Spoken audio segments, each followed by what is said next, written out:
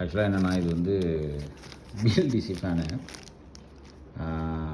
BLDC fan வந்து இதுதான் first time வாங்குகிறேன். அப்படி என்ன தாண்டா இருக்குது இதில் அப்படின்னு சொல்லி. ஏன்னா இது ஏன் கிராம்ப்டன் வாங்கியிருக்கேன். கிராம்ப்டன் வாங்கினதுக்கான முக்கியமான ரீசன் என்னென்னா பிஎல்டிசியில் வந்து இப்போ இன்னொரு லோக்கல் பிராண்ட் இருக்குது.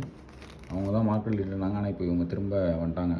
ஏன்னா பொதுவாக ஃபேன் அப்படின்னாலே இவங்க தான் மார்க்கெட் லீடரு. ஸோ இதில் அவங்க எப்படி இருக்காங்க அப்படின்னு பார்க்கலாம் அப்படின்னு சொல்லி. ஏன்னா நான் ஒரு 4 இயர்ஸ் பிஃபோர் ஒரு ஃபேன் வாங்கினேன். அது இப்போ தான் ப்ராப்ளம் ஆகி அப்புறமா என்ன இந்த காயிலெலாம் போயிடுச்சு. இதுக்கப்புறம் அதை சரி பண்ணி பண்ணுற சுச்சுவேஷன் இப்படி இருக்குன்றதுனால சரி இதை வாங்குவோம், எப்படி இருக்குன்னு பார்ப்போம் அப்படின்னு சொல்லி வாங்கினேன். எலக்ட்ரானிக்ஸ் ஃபேன் ஓகே தான். ஓ 5 ஸ்டாரா? ஓகே.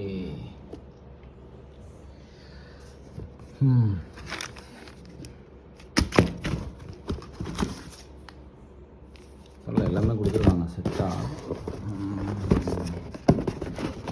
இதில் வந்து ஃப்ளிப்கார்ட்டில் ஆர்டர் பண்ணியிருந்தேன். மன உளைச்சலின் எக்ஸ்ட்ரீமுக்கு ஃப்ளிப்கார்ட் வந்து பண்ணுறாங்க.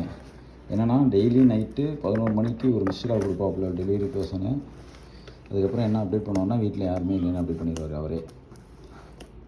ஃப்ளிப்கார்ட்டில் போய் கம்ப்ளைண்ட் பண்ணால் அவங்களும் எதுவும் கண்டுக்க மாட்டாங்க. என்ன சொல்லுவாங்கன்னா நீங்கள் வீட்டில் இல்லாதனால நீங்கள் அது ஃபேன் வந்து இன்றைக்கி டெலிவரி பண்ண முடியல அப்படின்னாங்க.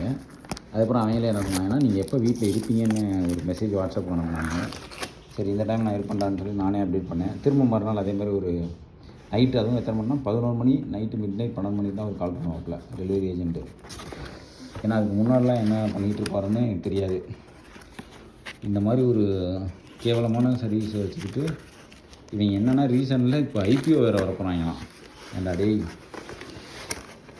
நைட்டு 12 மணிக்கு ஒருத்தனுக்கு டெலிவரி பண்ணலாமா இல்லை கால் பண்ணலாமான்னு ஒரு பேசிக் அறிவே இவங்ககிட்ட கிடையாது.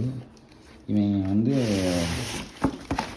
ஐபிஓ வந்து கஸ்டமரை ரீட்டைன் பண்ணி, ஏன்னா ஆல்மோஸ்ட் இவங்க எல்லாத்துலேயுமே ஒஸ்ட்ன்ற சுச்சுவேஷன் வந்துட்டாங்க ஃப்ளிப்கார்ட்டு.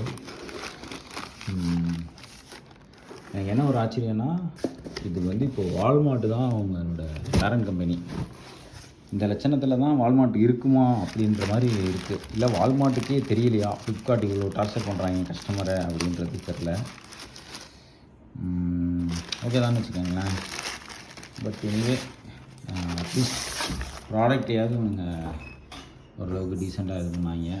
அவங்க என்ன சொல்கிறாங்க, ஓடிபி வந்து கொடுத்து வாங்கணும், ப்ராடக்ட் டேமேஜ்லாம் செக் பண்ணி ஓடிபி கொடுத்து வாங்கன்றாங்க. ஃப்ளிப்கார்ட் ஏஜென்ட் வந்து அதெல்லாம் ப்ராடக்ட் நல்லா தான் இருக்கும், வாங்கிக்கோங்க அப்படின்னு அவன் கத்துறான். எனக்கு முதல்ல சொல்லித்தரன்றதா இல்லையானே எனக்கு தெரியல. இல்லை அவ்வளோ வெறுப்பு இருந்தால் ஏன் வேலை பார்க்க வராங்கன்னு தெரியல. ஓகே, இதான் சுச்சுவேஷனு. ஃபேன் மாட்டிட்டு அப்டேட் பண்ணுறேன் என்ன லட்சணத்தில் இருந்துச்சுன்ட்டு.